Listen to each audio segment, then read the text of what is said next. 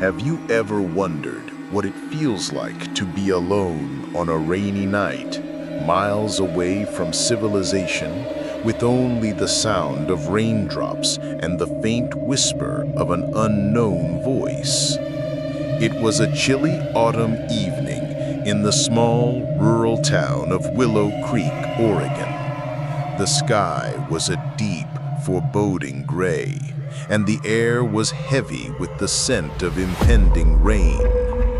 The town, nestled deep in the heart of the Pacific Northwest, was known for its dense forests, winding roads, and most of all, its isolation. It was the kind of place where everyone knew everyone, and strangers were a rare sight. But tonight, a stranger would find himself in the heart of the town, caught in a storm that would change his life forever. It was 10:30 p.m., and the rain had just begun to fall. The streets were empty, save for the occasional flicker of porch lights that seemed to sway in the wind. The local gas station, a small, run-down building on the edge of town, was the only place still open. Inside, the fluorescent lights buzzed faintly, casting an eerie glow over the rows of snacks, drinks, and the single, ancient cash register. Behind the counter stood a man named Joe, a grizzled, middle-aged local who'd lived in Willow Creek his entire life.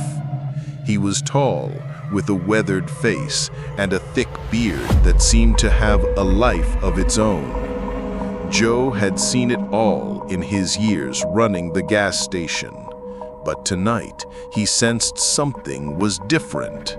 The air felt heavier, the shadows seemed longer, and the rain seemed to carry with it a sound he couldn't quite explain. As the storm intensified, the gas station's door swung open with a loud creak. A young man, drenched from head to toe, stepped inside. He was shivering, his clothes clingy and soaked, and his eyes wide open with a mix of fear and exhaustion. He introduced himself as Alex, a traveler who had been driving through the night when his car skidded off the road. The GPS had led him astray, and now he was stranded in the middle of nowhere with no phone signal to speak of. Joe nodded sympathetically, handing Alex a towel and a hot cup of coffee. "You're lucky you made it here," he said, his voice low and gravelly. "This storm ain't no ordinary storm. It's been coming for days, and, well, let's just say, strange things happen when the rain comes." Alex shook his head, laughing nervously. "Strange things? Like what?" Joe leaned in, his eyes glinting with a knowing look. "Like people disappearing, like voices in the rain, like the shadow that follows you home." Alex raised an eyebrow. "You don't really believe in that stuff, do you?" Before Joe could answer, a loud clap of thunder shook the building, making both men jump. The lights flickered, and for a moment the gas station was plunged into darkness. When they came back on, Alex noticed something strange. On the edge of the parking lot, just beyond the reach of the lights, was a figure. It was tall, impossibly tall, and it seemed to be watching them. "Joe," Alex whispered, pointing toward the figure. "What is that?" Joe didn't turn to look. Instead, he grabbed a flashlight from behind the counter and handed it to Alex. "Don't go out there," he said, his voice firm but tinged with fear. "Whatever you do, don't go out there." Alex's heart raced as he stared at the figure, which had not moved an inch. The rain poured down around it, creating a misty veil that made it almost otherworldly. He could feel a chill running down his spine, and the coffee in his hand seemed to burn his palms. "What is that thing?" Alex demanded, his voice shaking. "Why are you acting like this? It's just a person, right?" Joe sighed deeply, rubbing his temples as if trying to ward off a headache. "It's not a person, kid. It's something else. Something that only comes out when the rain is heavy enough. And when it comes out, people vanish." Alex's eyes widened. "People vanish? Are you serious?" "Dead serious. 5 years ago, a group of teenagers decided to explore the woods during a storm just like this. They laughed it off, called it a ghost story, just like you're doing now. But when the storm was over, they were gone. No bodies, no trace, nothing. Just gone." Alex's grip on the coffee cup tightened. "And you think it's the same thing?" "I know it's the same thing," Joe said. "You see, there's an old legend in these parts, a legend about a spirit that lives in the rain. It's an ancient thing, older than this town, older than the country itself. It's said that when the rain falls heavy enough, it wakes up, and when it wakes up, it starts to hunt." Alex shook his head, laughing nervously. "Strange things? Like what?" Joe leaned in, his eyes glinting with a knowing look. "Like people disappearing, like voices in the rain, like the shadow that follows you home."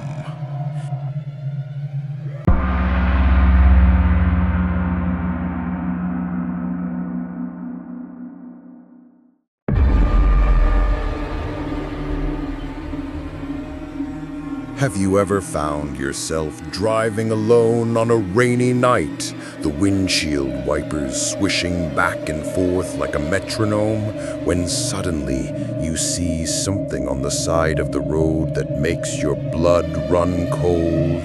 Something that makes you question whether what you're seeing is real or whether it's just your imagination playing tricks on you?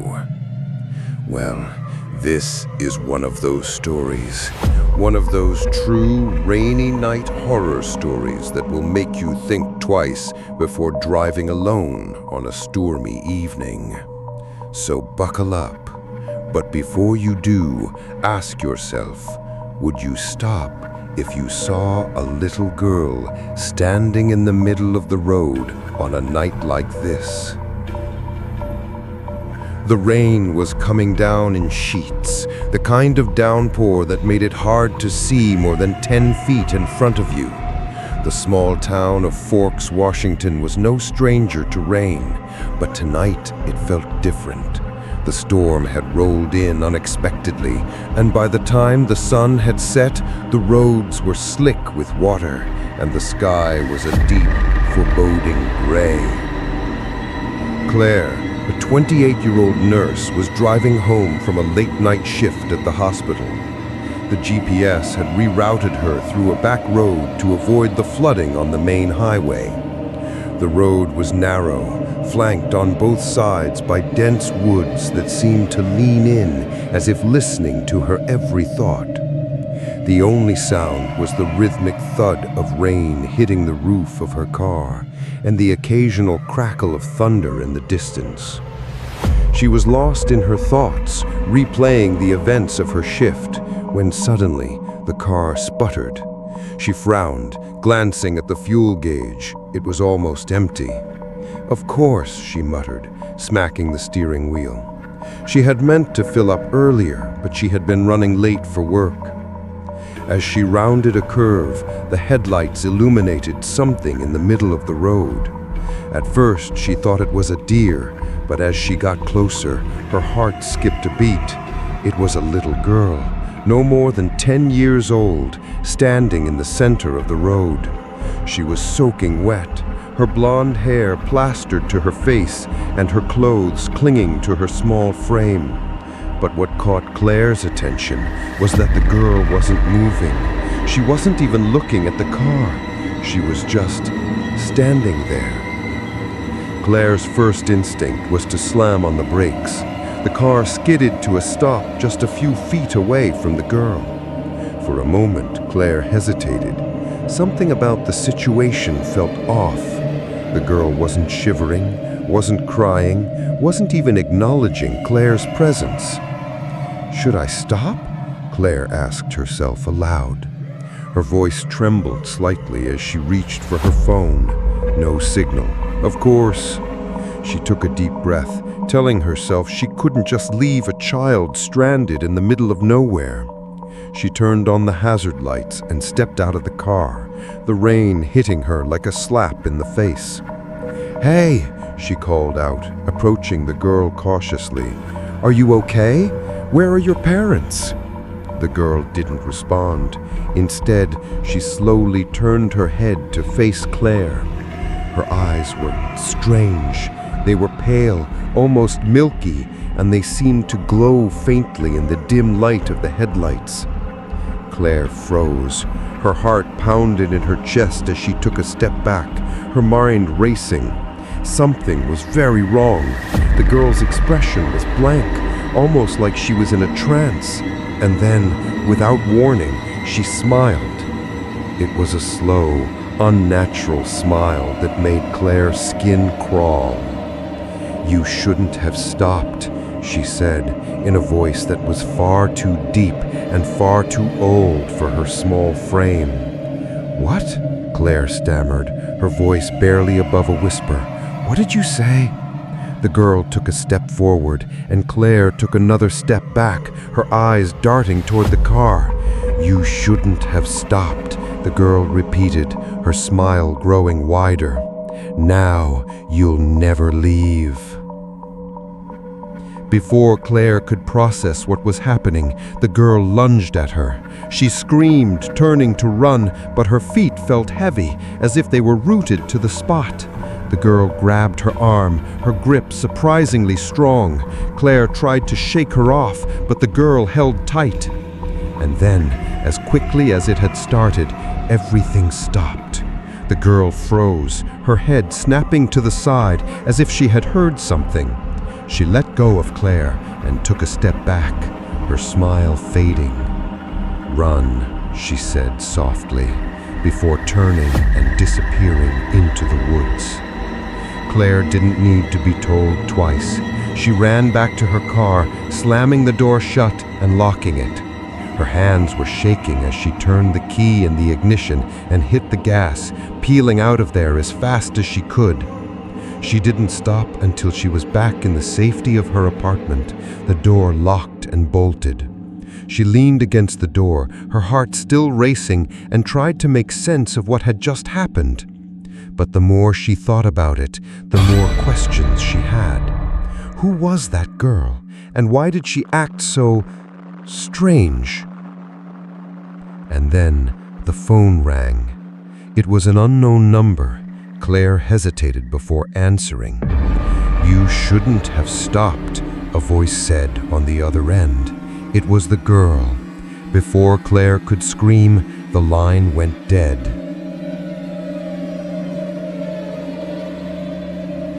Claire never drove through those woods again, and she never forgot that rainy night, the night she encountered something that couldn't be explained. Something that made her realize that not all mysteries are meant to be solved. So the next time you're driving on a rainy night and you see something in the road, ask yourself, would you stop? Because sometimes the things we can't see are far more terrifying than the things we can. And sometimes the answer is no. But what if you don't have a choice? What if it's already too late?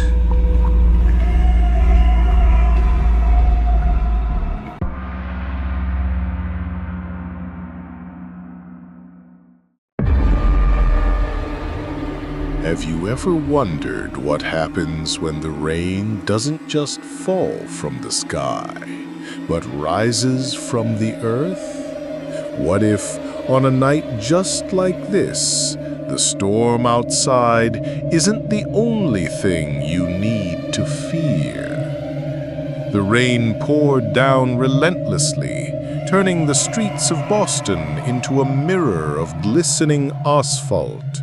It was a night like any other in late October, the kind that made you want to stay indoors with a steaming cup of tea. But for Emily Carter, a 28-year-old journalist, this was no ordinary night. She had just received a cryptic letter in the mail, sealed in a black envelope with no return address. The letter read, "Meet me at 14 Elmwood Street at midnight. Come alone. The truth about your sister's disappearance is waiting."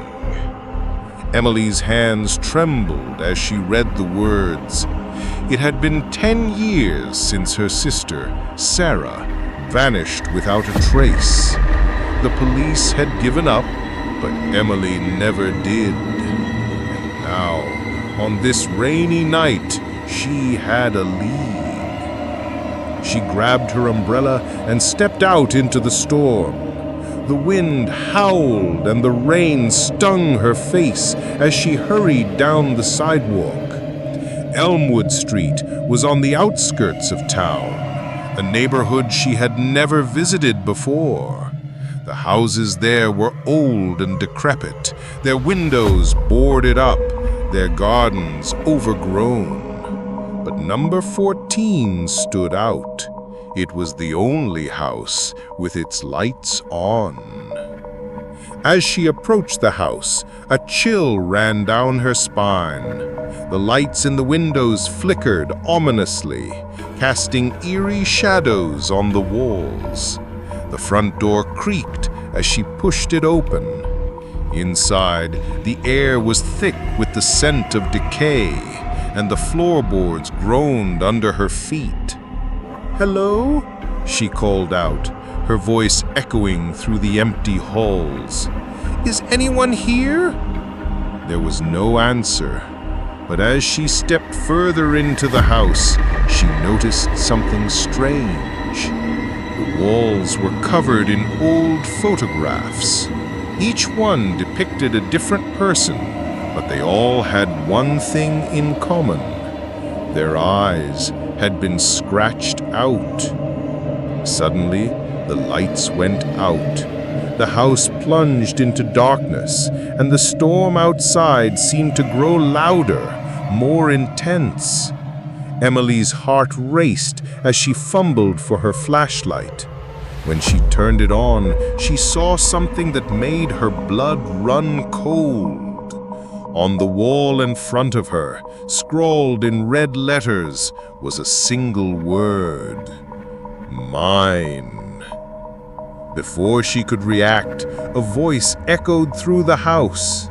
It was low and raspy, and it seemed to come from all around her. "Welcome, Emily," it said. "I've been waiting for you." She spun around, but there was no one there. "Who are you?" she demanded, trying to keep her voice steady. "You don't remember me, do you? But I remember you. I remember your sister, too." The lights flickered back on, and Emily gasped.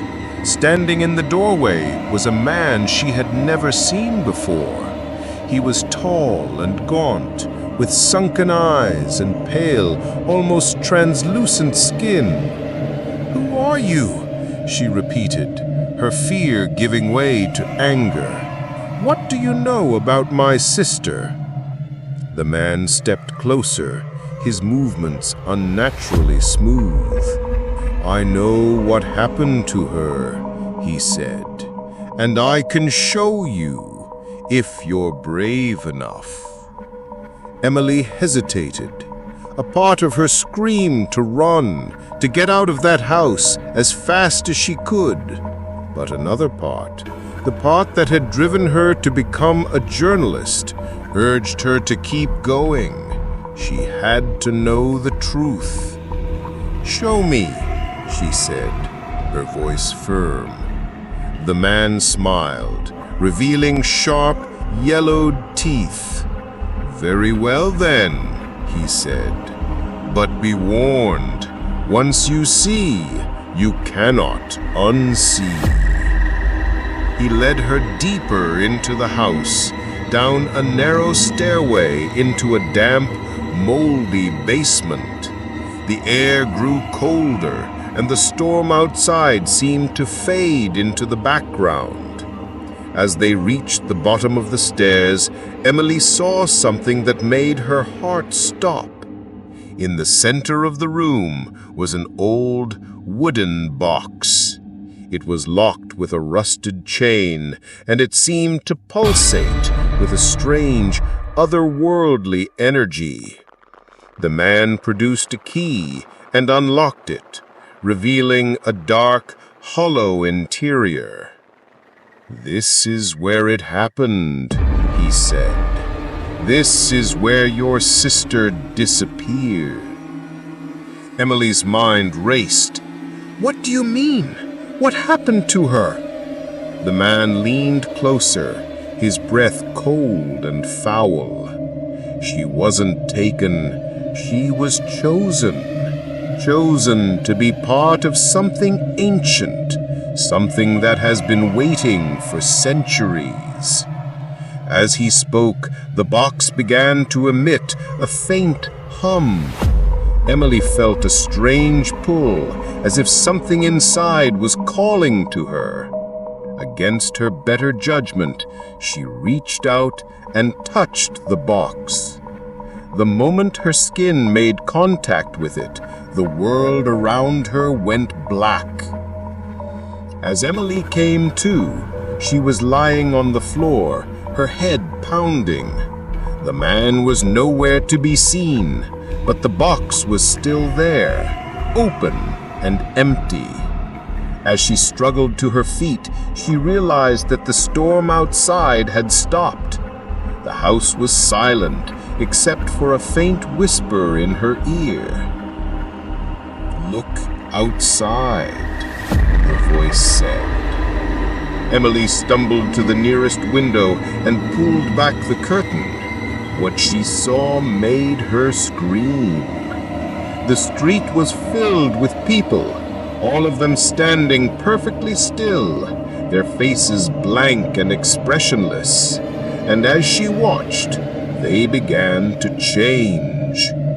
Their bodies stretched and contorted, their skin rippling like water. Their eyes turned black, and their mouths opened wide, revealing rows of sharp, inhuman teeth. The people were not people at all. They were something else, something ancient and evil, and they were coming for her.